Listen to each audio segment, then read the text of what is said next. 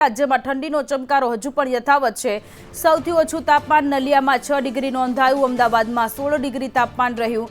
પાટનગર ગાંધીનગરમાં 12.8 ડિગ્રી તાપમાન રહ્યું છે। ડીસામાં 10.6 ડિગ્રી, મહુવામાં 10.9 ડિગ્રી, રાજકોટમાં 10.9 ડિગ્રી તાપમાન રહ્યું છે। કંડલામાં 11.3 ડિગ્રી, ભુજમાં 11.7 ડિગ્રી, પોરબંદરમાં 11.9 ડિગ્રી, કેશોદમાં 12.3 ડિગ્રી, અમરેલીમાં 12.4 ડિગ્રી તાપમાન નોંધાયું છે। તો રાજ્યમાં ઠંડીનો ચમકારો વધુ એક વખત લોકોને અનુભવી રહ્યો છે।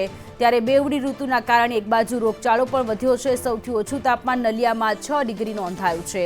અમદાવાદમાં 16 ડિગ્રી, ગાંધીનગરમાં 12.8 ડિગ્રી તાપમાન નોંધાયું છે। ડીસામાં 10.6 ડિગ્રી, વલ્લભ વિદ્યાનગરમાં 15.4 ડિગ્રી, વડોદરામાં 16.8 ડિગ્રી, સુરતમાં 17.2 ડિગ્રી તાપમાન નોંધાયું।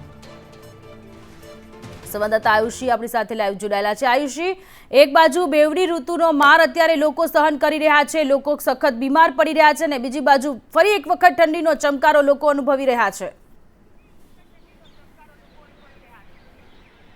બિલકુલ સોનલ, જે રીતે જે પવનની દિશા છે તે બદલાઈ છે, ઉત્તર પૂર્વથી પૂર્વના જે પવનો ફૂંકાઈ રહ્યા છે તેને લઈને હવે ઠંડીમાં વધારો સામે આવી રહ્યો છે। ખાસ કરીને સૌરાષ્ટ્ર અને કચ્છના ભાગોની અંદર ઠંડીનો ચમકારો છે કે જે વધુ જોવા મળી રહ્યો છે। અમદાવાદમાં પણ તાપમાનનો પારો 16 ડિગ્રી સુધી પહોંચી ગયો છે।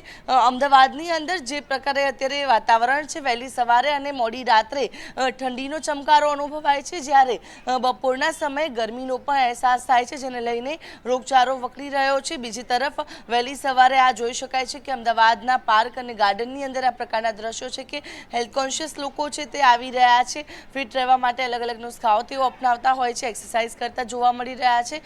જે મોર્નિંગ વોકર્સની સંખ્યા પણ ઠંડીની ઋતુની અંદર અત્યારે ગાર્ડનની અંદર વધેલી જોવા મળી રહી છે। મોટાભાગના જિલ્લાઓ એવા છે કે જેની અંદર જે તાપમાનનો પારો છે કે જે ઘટેલો સામે આવી રહ્યો છે, જેમાં ભુજમાં 11.7 degree, Kandla 11.3 degree, Amreli 12.4 degree, Bhavnagar 15.6 degree, જ્યારે દ્વારકા 15.7 ડિગ્રી તાપમાન છે તે નોંધાયું છે। અલગ અલગ રાજ્યોની જે અલગ અલગ આખા દેશની અંદર જે પ્રકારે ઠંડીનો પ્રકોપ હવે ધીરે વધી રહ્યો છે, ઉત્તર ભારતમાં થઈ રહેલી હિમવર્ષા છે અને જે પવનો આવી રહ્યા છે, પવનોની દિશાના કારણે પણ અત્યારે ઠંડી જે છે તે વધી છે। ત્યારે અમદાવાદ સહિત રાજ્યના અલગ અલગ જિલ્લાઓની અંદર તાપમાનનો પારો છે તે હવે ગગડવાની શરૂઆત થશે અને ઠંડીનો ચમકારો હવે આવનારા દિવસોમાં વધતો જોવા મળશે। જી આયુષી, આભાર તમામ વિગતો માટે।